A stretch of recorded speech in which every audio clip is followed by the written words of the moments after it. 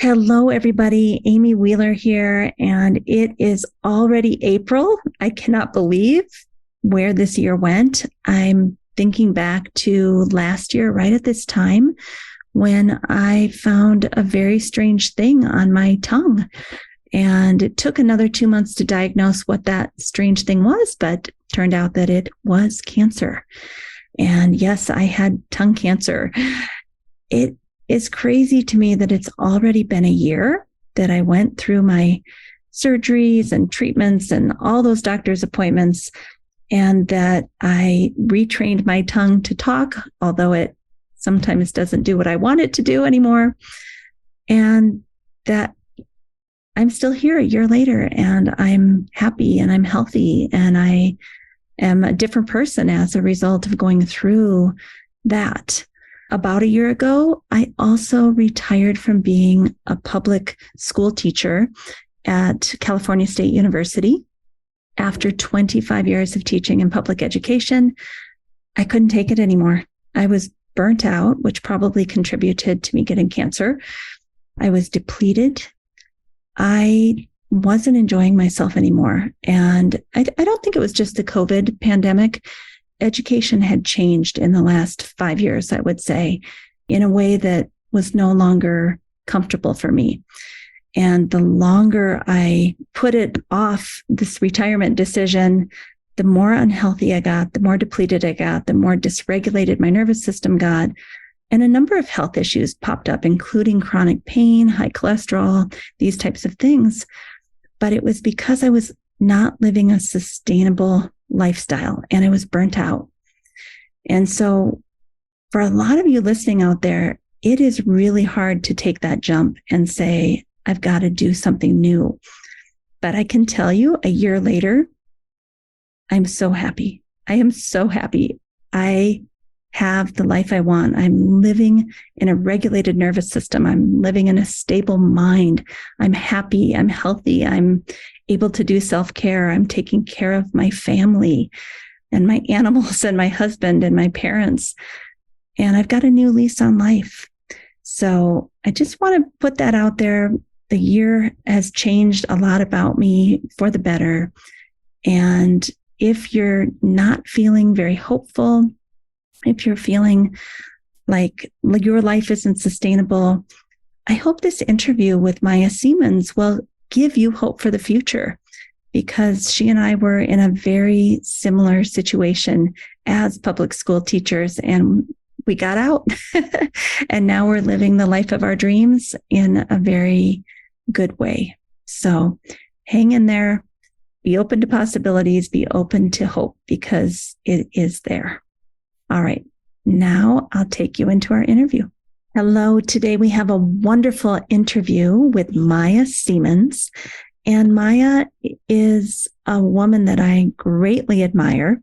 She started off as a public school teacher who was celebrated for putting her own needs aside, for burning herself out, for showing up sick to school, and basically couldn't do it very long. I mean, I think a lot of us teachers have been through this, that when you're asked to work all day long with no bathroom breaks, no food breaks, you cannot stay in that environment and then also have them celebrate it. So, by a pretty young age, Maya had figured out that this was not sustainable and she needed to look for a new career. And so she is becoming a optimal state yoga therapist, soon to be CIAYT with the International Association of Yoga Therapists.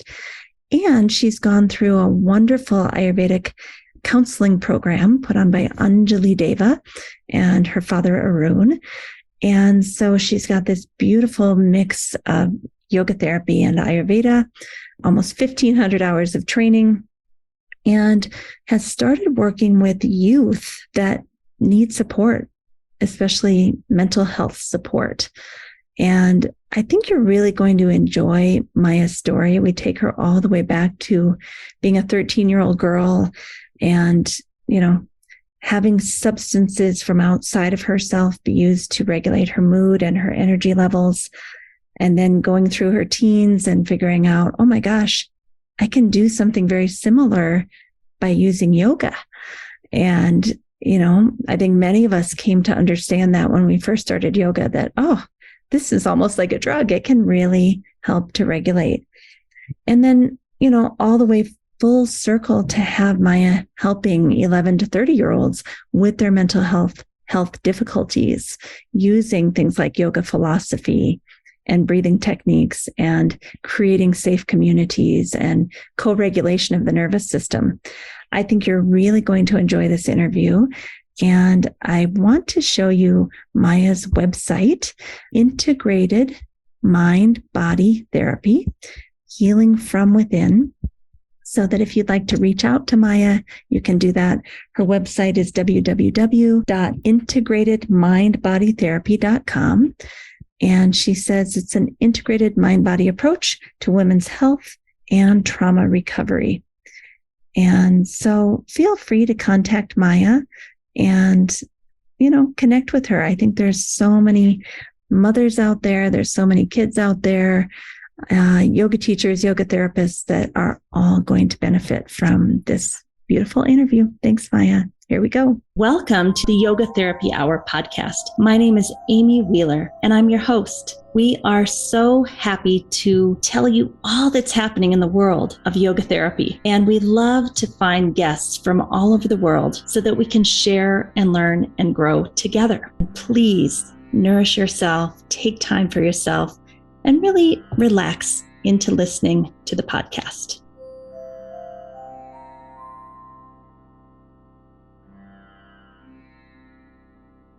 Thank you for coming, Maya. It's so nice to see you today. Welcome. Thank you. I'm really happy to be here. Maya, I've always been really curious about your story and where you came from, how you healed yourself and where you're going in this life and the hope that you have for the future. But first, I just want to tell our audience a tiny bit about you before we get into your story and all of the wisdom that you're going to share with us today. So Maya is in an integrative Ayurvedic health counselor program with Anjali and Arun Deva. It's a 600-hour program, and she's getting close to being finished.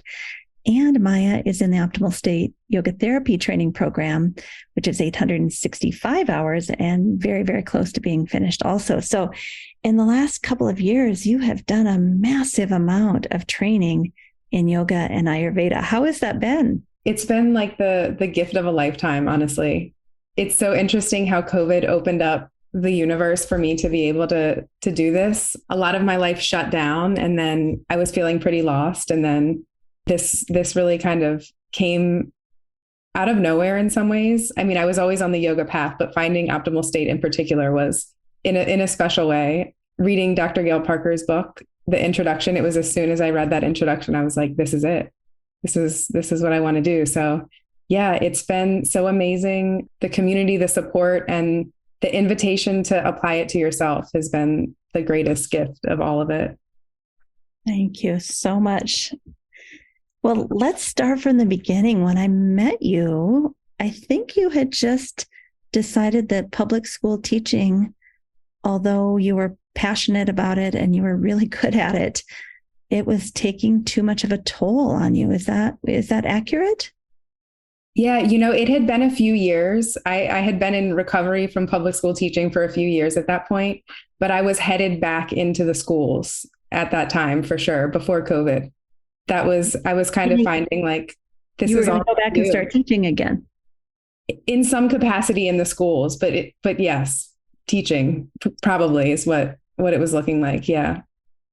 And, I've been a teacher for 25 years. You've been for many, many years. What specifically, if you can remember, what was burning you out? Because I remember what was burning me out, but how about you? Was there one or two things, or was it just everything? It was a lot of things. Part of it, I think, was my pitta personality a little bit, my passion. I went into teaching, I think I was probably 24, and I was passionate, and I thought I could go in there, and I was ready to just like do whatever I had to do to be the best teacher I could possibly be. I had some really inspiring college professors who really inspired me. I was proud to be entering public education. Like, it was really a big part of my identity. So I think being a little bright-eyed and bushy-tailed and thinking I could do more than I could, I think that was part of it. But yeah, I went into a school initially that was pretty small and relied pretty heavily on teachers to do a lot more than just teach. So there was like, I think we had 2 administrators and 8 teachers. And so we did, I mean, I did everything from scheduling classes to communicating with parents to mentoring, counseling, and teaching electives. I mean, I was set up for burnout for sure. Yeah. So that's the short answer. Yeah. I'm happy to speak more about that. I just think there's so many teachers out there that are maybe looking for other careers because it's unsustainable. I mean, looking back on my 25 years at Cal State University, I would work for 10 hours straight and there would not be 10 minutes to get a drink or go to the bathroom or put any food in my mouth. I mean, it was game on from morning to night. I would come home and collapse. Totally. I mean, I remember I would, get to school at 6 a.m. to prepare. I remember one time coming to school just sick. And this is like pre-COVID. So back when I think this, things were a little bit different, but I remember my principal came up to me and she's like, "You're awesome. Thank you so much." And because at that particular school, if we didn't have substitutes, so if one of us was out, our students just got fed into, like, it just was heavier for everybody else. So, I mean, I was totally celebrated for going above and beyond time after time, to the point where, I mean, I can remember it. She came up to me and she said, she thanked me for coming to work sick. And I thought, at 25, I'm like, really. But I think it's just expected that we will do that because we do want to be of service to the kids. So let's take it even further back because, you ended up being a teacher, but at age 13, you were diagnosed with ADD. Yeah. Tell us about that, being a young person that basically kind of got put down the ADD tract. Yeah. So I'm from Baltimore City and I went to a Catholic school where my father was a teacher. He actually taught religion. I don't know if you know this, Amy. I don't. In the religion department, he taught a class called social justice. Oh my God. Yeah. So similar to your story, I think in some ways, maybe they put him at the very end of the hallway where, because otherwise it was a pretty traditional Catholic school. So he could do his thing at the end of the hallway. Quarantine him down there. Right. I commuted out to the county with my dad to go to this private school. And I grew up at this school kind of because he would pick me. I would spend my time there. He ran the community service department and there was a lot of he ran a summer camp for kids from public housing there every summer. So I spent every summer at this school. So it was the uniform at this school hadn't changed in 125 years. There was a lot of tradition and a lot of it really meant something to be, it was an all-girl school, to be a student there.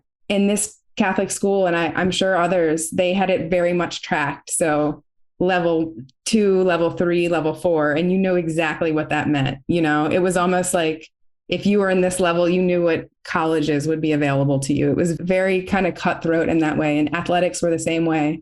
But yeah, in 7th grade, I remember being called into the special, we didn't know at that time, there was no kind of awareness of learning differences, but called into the resource woman's office. And teachers were reporting I was looking out the window. And I still have these documents, but that's what the evidence was that I was looking out the window. And she sat me down. She told me about this drug called Adderall. And she said she was on it. She said it will make me better at sports. I can remember sitting in her office and my parents got the same pitch, it will make you better at sports in 7th grade because I was looking out the window in math class. But at this very, at this school that saw intelligence and success in a very narrow way, I think, kind of freaked my parents out a little bit. They want me to be successful and I'm, there's a way that they can help. So yeah, in 7th grade, I was diagnosed and then given a pretty heavy duty amphetamine drug as a 13-year-old and also kind of forged this identity that I wasn't smart because I was, tracked into the lower classes. And, I remember feeling so much shame about the fact that I had to take this medication, and I didn't know what ADD was. It just we just called it like, I was like the dumb kid thing. I think so many of our listeners, especially moms, are probably sitting in their car crying right now because this either happened to their children or is still happening to their children or happened to them. I mean, this is common. Not to take anything away from your suffering. I'm just trying to totally people listening. Oh, absolutely. Yeah. I mean, growing up in private schools, it only became more common as I got older. Yeah. And so, today we're talking about yoga, Ayurveda, even psychotherapy, and your hope for the future, what you've created for yourself. But back then, when this happened, and I hear you saying you kind of had this maybe even shame about having this, did anybody ever mention anything about self-regulation or let this girl go out and burn it off on the playground? Or I'm trying to, back then there was different ways that we thought about this, but we would say, oh, that child has a lot of energy. We better let them stay out for recess 10 extra minutes or something. Was there any other thought of a way to help you, or was this just it? I mean, I think the organization skills, which was great, the color-coded sticky notes and all the planner stuff. I really was taught how to use a planner really well. Good. Do you still use that skill? I do, actually. Yeah. No, I'm really grateful for that. But no, and it wasn't like hyperactivity for me. It was like the daydreaming. And, I played sports, so I was pretty active. So that definitely helped. But yeah, I mean, looking back to think like you would be giving such a young kid such a strong drug, and like, no, I never, like, therapy was never brought into it. Like, to have a therapist keep track of how the medication was doing, or, keep track of it. I'm telling you, it was sold to me like, she told me it's going to make you a better athlete. It's going to make you a better student. And it was really about like taking it, like going to school, being on top of my homework. It was accommodation. So longer times for testing. I remember at some points getting like my textbooks on tape cassette, and like, so doing my homework, like listening and underlining.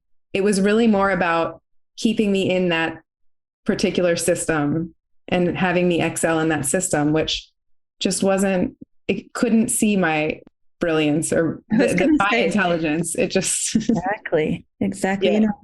I've had some people come to our yoga therapy school, and one of the things they say to me when they introduce themselves is, well, I'm not super intelligent, and I just say, whoa. There are so many forms of intelligence. When you talk about you're not intelligent, which one are you referring to? Right. Here's all the ways I see you socially, emotionally intelligent. Yeah.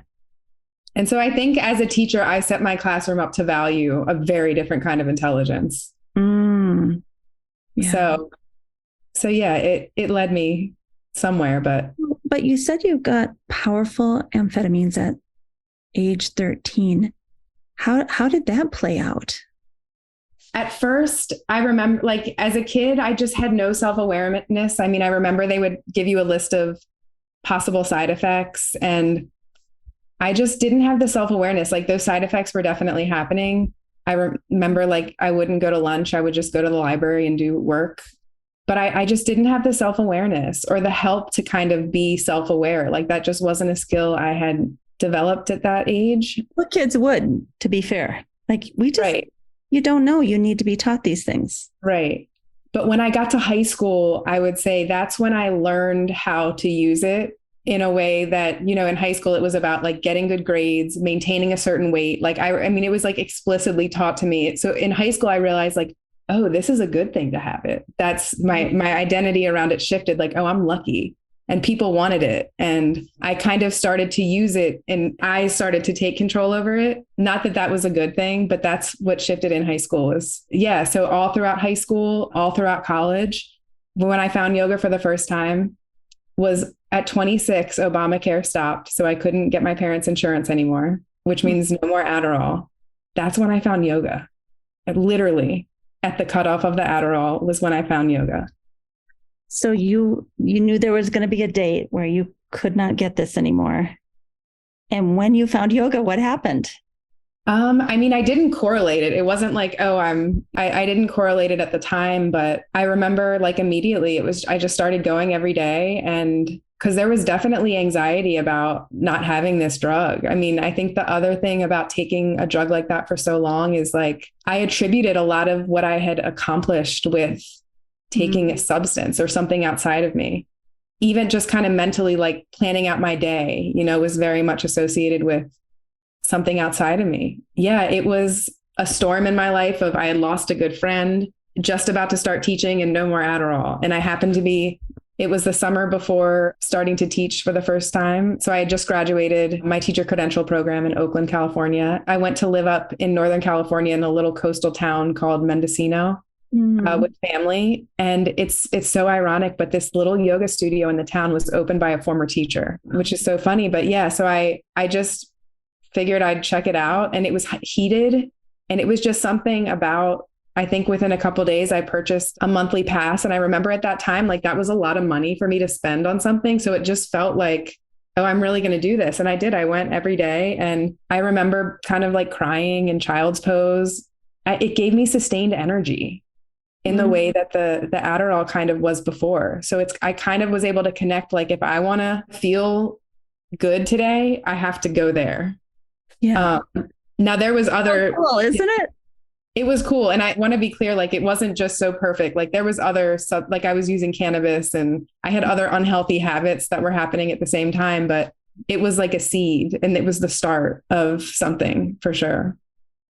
It sounds like you kind of pretty quickly understood that yoga can be like an energy regulator, a mood regulator. Like you could kind of use this. I saw this a lot in the 1990s down in Los Angeles, that people almost replaced whatever they were trying to get off of in terms of addiction with 1 to 2 yoga classes a day because of that ability to sustain our energy and mood.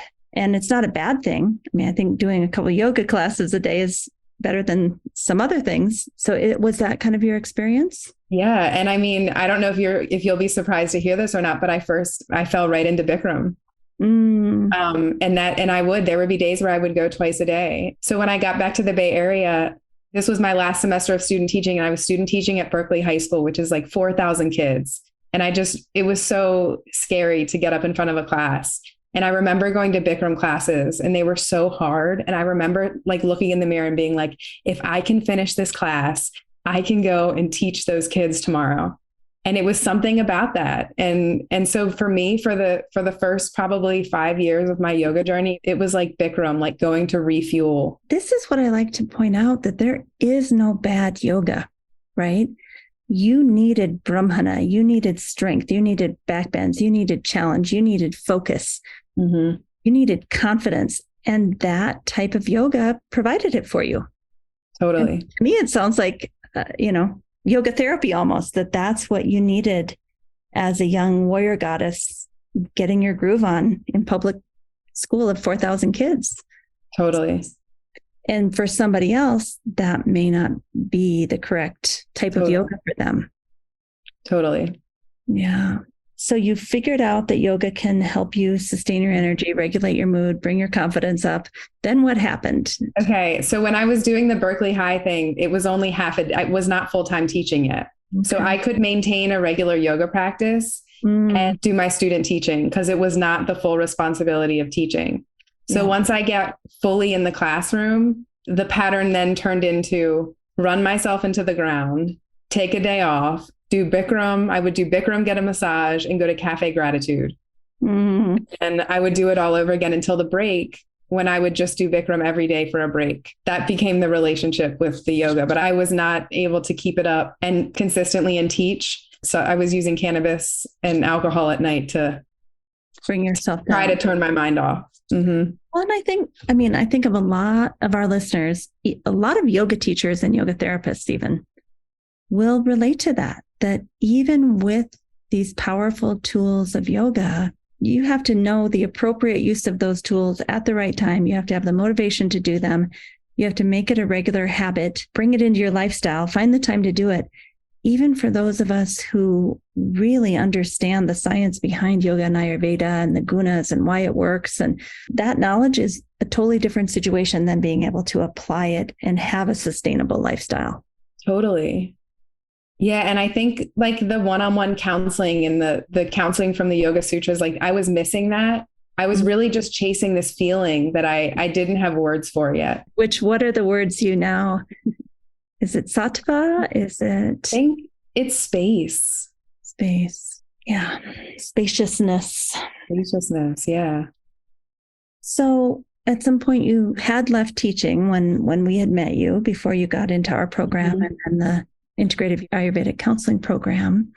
How has that impacted not just your professional life, because you're going to go out and help people and do great things in this world, but did going through these classes for several years actually balance your mind and body and spirit? Because that's what I see in a lot of students, is that they're getting a personal growth spurt as well as a professional growth spurt. I think 100%. And I think the fact that I can sit here and talk about things in my past that for a long time I was very ashamed of.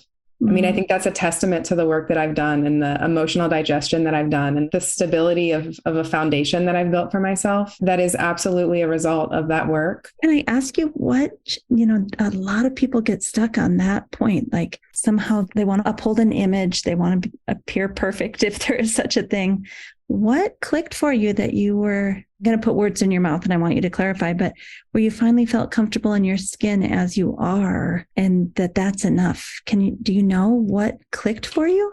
I mean, I think there's a lot of pieces to it. I think the daily practice and working with a mentor and having my mentor hold my story, having a therapist hold my story, and like not think I'm a bad person, and like still support me and think highly of me and reflect back to me positive things. I think that was a huge part of it. And I think now that I'm getting older and I'm working in an intensive outpatient program with young people. And it's like, it's part of like doing that work with integrity at this point for me, is really owning those pieces of myself and being honest. Yeah. And so recovery is a practice of mine, just like Ayurveda is a practice of mine and yoga therapy is a practice of mine, and it's not been pretty and it's not been perfect. And I was sitting kind of in meditation today in preparation for this. And I was thinking about this question, like, why is it now that I'm comfortable kind of speaking and sharing my story? And it's like, I thought back to who I was back in those years we're talking about. And I'm like, I want her to hear this.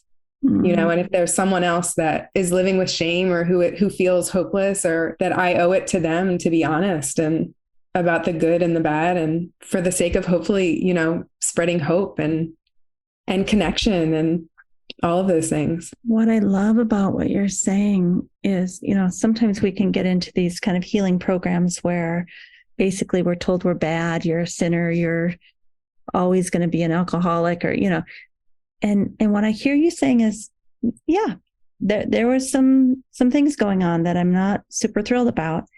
And at the same time, I am whole. I am a good person.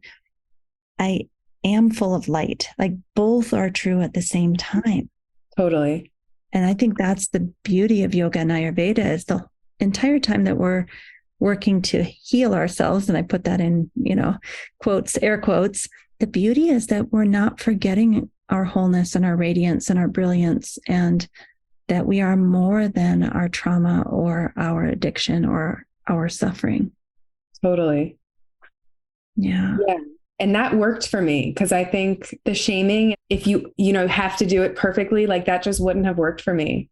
So the invitation to be in relationship and to have people be patient with me and just, yeah, that's what I needed. I needed time. This has taken a long time. That was one of the things I was wondering if you were going to say, is to have a community of fairly healthy people. We all have flaws, but of good-hearted, good-natured people, all kind of working on themselves together with each other's best interests in mind. For me, that's been essential, because the feedback that I got is, I'm okay. I don't have to be perfect. I can show up, and if I do my best and try to be a kind person, that's enough.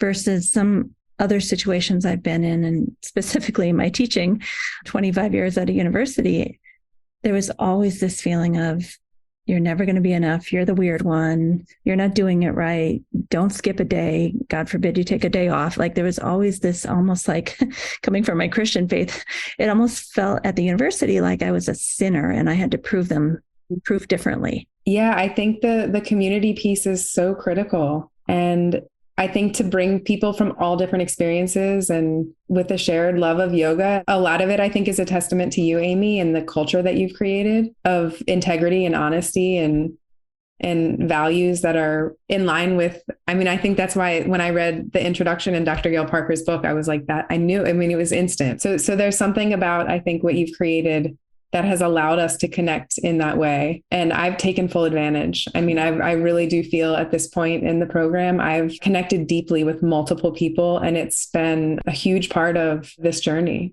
Yeah, I see that. I see that you're loved and cared for and connected, and not everyone gets there, but I think if you put in the effort and you reach out and you are honest about who you are, and it's more likely to happen,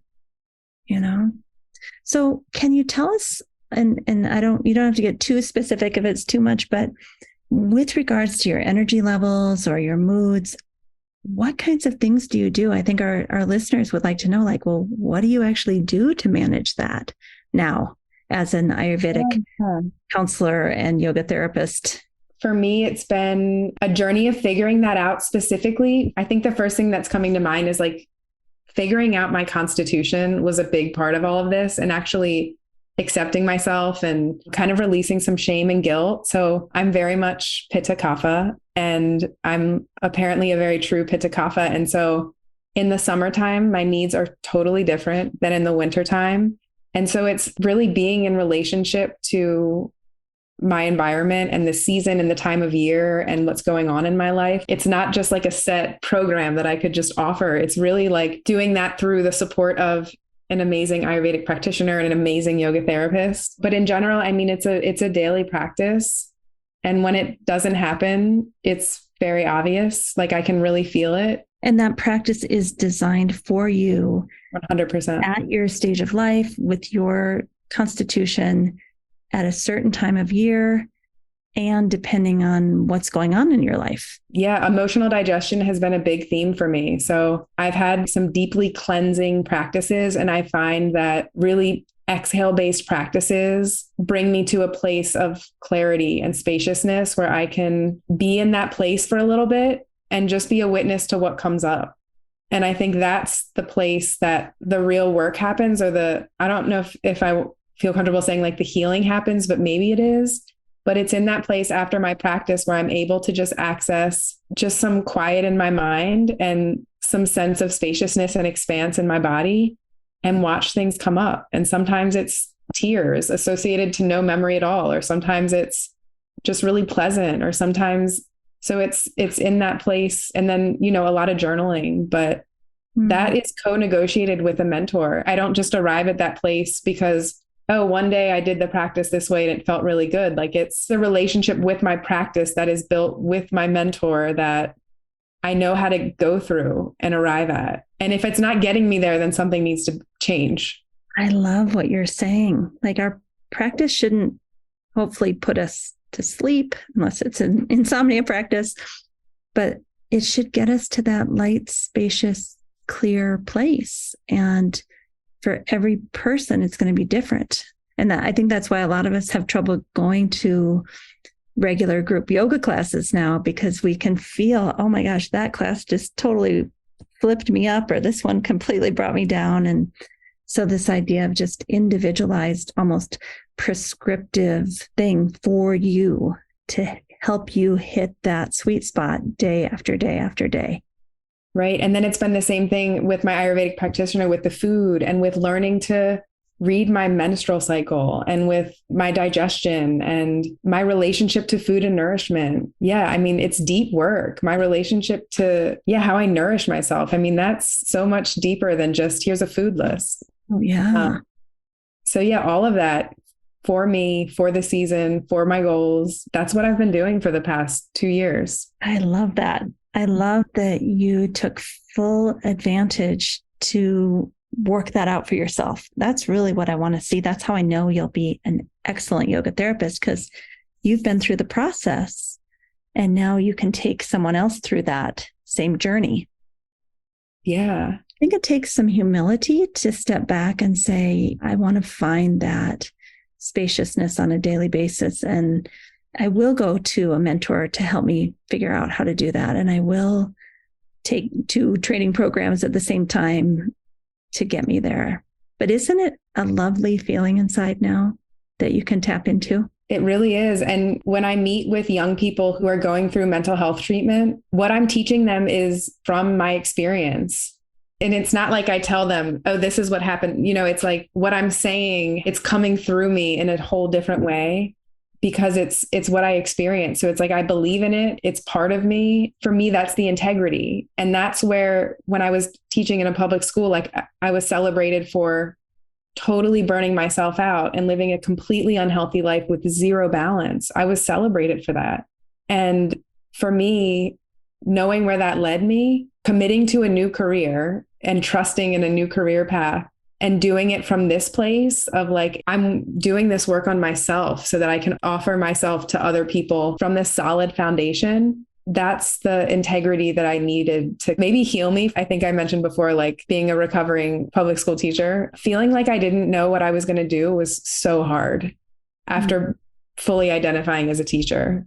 But now, like, this feels like on such a deep level, like what I'm wanting, what I'm meant to do and how I want to serve.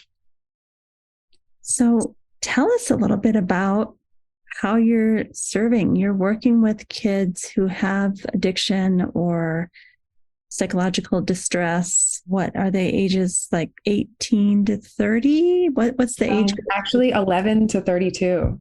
11 to 32. And it's all online work? It is.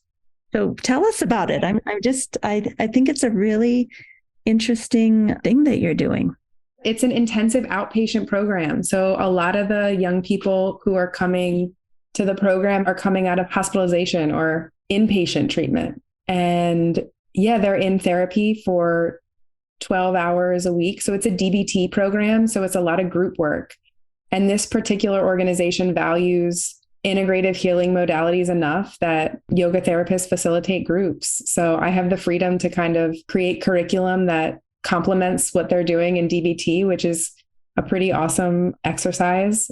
It's been pretty great to see yoga therapy like right there in mental health. And so tell people that are listening, what is DBT? Dialectical behavioral therapy. A very brief description for them so they could maybe imagine like, well, how does that go with yoga? I've never gone through DBT myself. I know it has some roots in like mindfulness for sure, but it's a lot of like practical coping strategies for dealing with emotional regulation. It's pretty like by the books. It's a curriculum. So it's like there's processing hours where there's a licensed therapist in the room for processing. And then they have DBT curriculum hours where they're learning things like co-regulation and they're learning things like how to set boundaries. Like it's really practical stuff, but it's a big commitment. So I'm sure there's licensed therapists who use DBT techniques within just a regular one-on-one setting, but this is the full program, which takes about 12 weeks to work through. And so they're getting all this other DBT treatment and all sorts of support. Like, what is a lesson plan that you pull from yoga philosophy or anything really? What kinds of things are you teaching them? I think what I'm learning is, first and foremost, it takes time to create some community in the space. So especially with the younger ones, we're taking time to like get to know each other. So I have like a long list of questions that are kind of high interest, fun, just to get us connecting and talking and cameras on and building some trust. So we spend time there just establishing trust. And of course it ranges, if I have 11-year-olds versus if I have 30-year-olds, I can do a little bit more with the older folks. I mean, yesterday we were working with disappointment. I had a group of like 12 to 14-year-olds and we were talking about disappointment, and I had them do like write their wishes and hopes. So it was like the curriculum was around like keep wishing and hoping even if it doesn't happen. And so they wrote down their wishes and their hopes. I gave them a couple minutes to draw an image of it. And then we shared. I did a little mindfulness to kind of get them to think about what their wishes and their hopes for themselves are. So that's for the younger kids. But for the older kids, we get into nervous system stuff. Like the polyvagal stuff that I've brought for some of them have been pretty profound. And I've gotten that feedback. Like there was one young person who identified himself as being autistic. And when I went through the somatic imprints of the 3 different nervous system states, he said, I just realized I've been in freeze for so long. He said, this just gave me so much validation because people always tell me, just do this. But I realize I can't because this is the nervous state I'm in. And he's like, this just gave me so much validation. This is the most helpful thing I've learned yet. So there's these little moments. So yeah, nervous system is a big thing. Sometimes I come into group and they're still wanting to process stuff that happened in the group before, or that's still in the space. That energy is still there. So, you can plan all day, but ultimately I think for me, I'm learning more and more. It's about me doing my practices to be regulated so that I can show up and hold space and respond to the needs in front of me. So sometimes it's that. When you were talking about the 11 to 14-year-olds, what came to my mind is, she just taught them Ishvara Pranidhana, right? To have hopes and dreams and then hold it lightly because it may not turn out the way that you think it's going to turn out. Mm-hmm. So I think, we've talked about this before in some of our optimal state meetings, like kind of going through and there's these concepts that can be tied back to Patanjali's Yoga Sutra and kind of bringing some of those threads through with the lesson. And I used to do that all the time at Cal State. And the kids really loved it. They had no idea what I was doing, but it sounds that you're doing some of that too.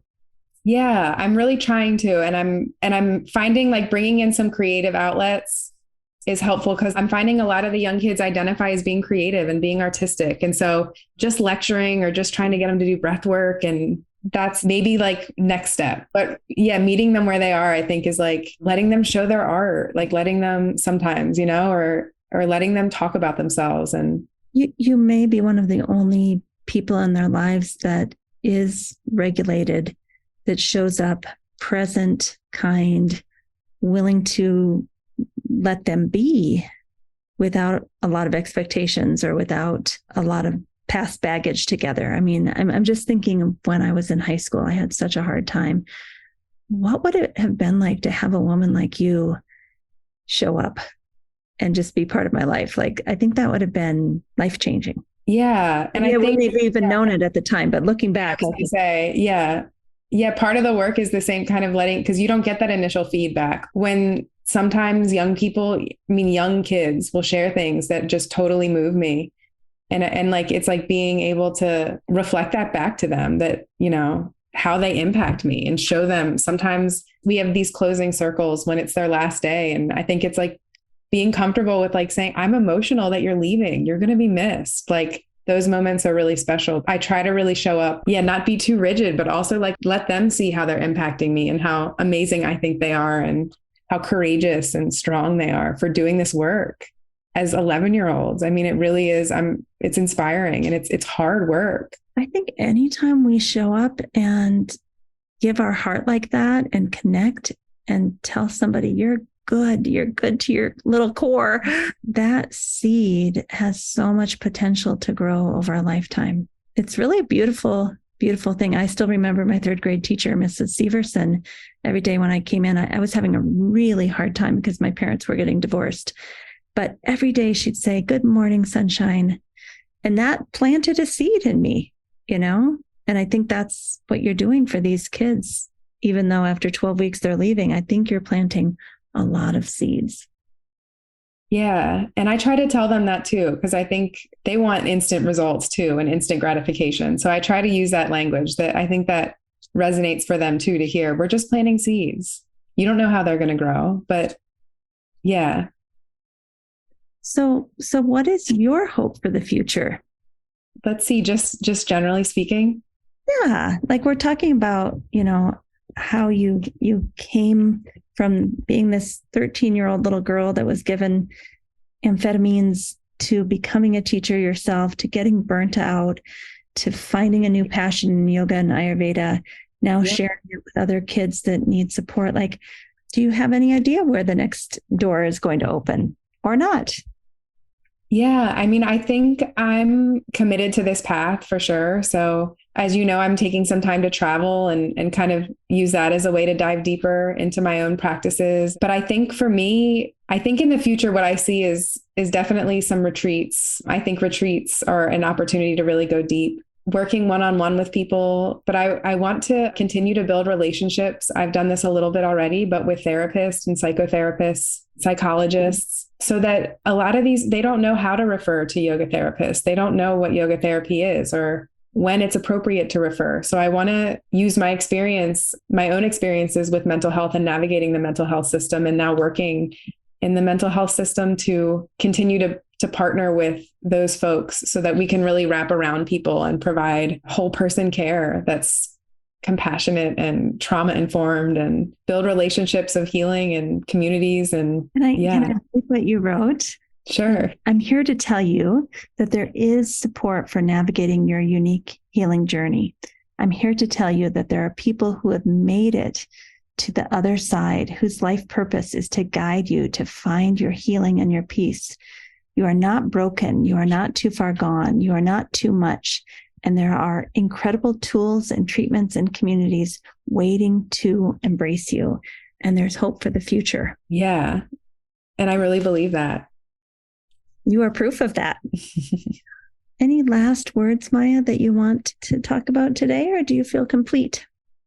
Yeah, I think that what you just read feels totally complete. Yeah. I feel, when you come into the presence of a woman who has done her work like you have and is willing to show up comfortable in her skin, just being with that person is healing. And that's how I feel every time I see you, as I'm like, I'm safe here. I'm safe with Maya. So thank you. Yeah. Thank you, Amy. Well, thank you to Maya for joining us today.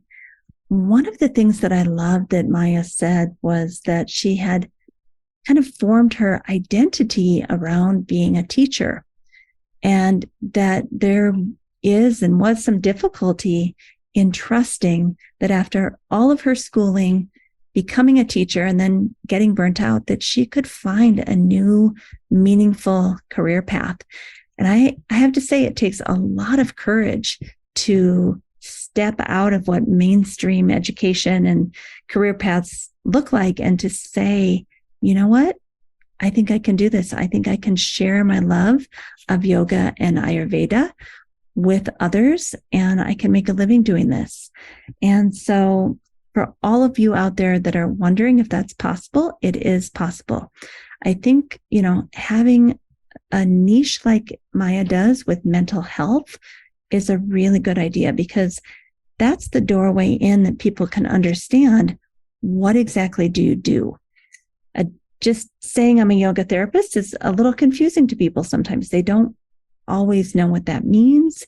They don't know what kind of problems you could bring to that, what the solutions might be. A lot of people think it involves a lot of stretching, and it's so much deeper than that. So to have a niche like mental health is really helpful, because people can understand the language of, we're going to help you learn to regulate your moods, regulate your energy levels, regulate your nervous system, even train your mind to be more disciplined, focus, attention. Those types of things people can understand. Oh, that's something yoga therapy could do. So I just want to encourage all of you burnt out teachers out there, or maybe mothers who are looking for solutions for their children, or even support from Maya as a mom or a dad. Feel free to contact Maya at www.integratedmindbodytherapy.com. And I think Maya would be happy to help you or your family member come to a place of more wholeness and health, and just give you support. So thank you for listening today, and we will see you next week.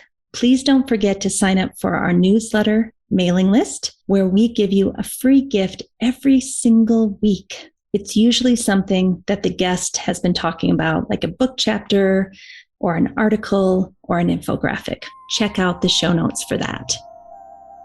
Thank you for listening today. Don't forget, we have a new YouTube channel called Optimal State with Amy Wheeler. We also have a new Patreon page where you can support us to bring you the most excellent content, and that is Optimal State and the Yoga Therapy Hour Patreon page. Also, you could write us a review on most major platforms that host podcasts. Give us 5 stars if you appreciate the show and tell us what you love so that we can do more of that. Finally, we support several nonprofit organizations through this podcast. See the show notes to understand how you can help. If you'd like to be a guest or a sponsor for this program, contact us at the email welcome@theoptimalstate.com. welcome@theoptimalstate.com. And finally, a special thank you to our team here at Optimal State. We are truly a global family. George Mantuan, one of our executive producers. Adam Satchel, senior media producer and sound engineer from the Philippines. Krishna Panchal, a producer from Canada. Modupe Abdullahi, who does the show notes and is an editor for us from Nigeria. And Peter Morley, who wrote and produced the music for this show, who lives in Australia. Find more about Peter's work at www.zenmusic.biz. Thank you for listening. We'll see you next time.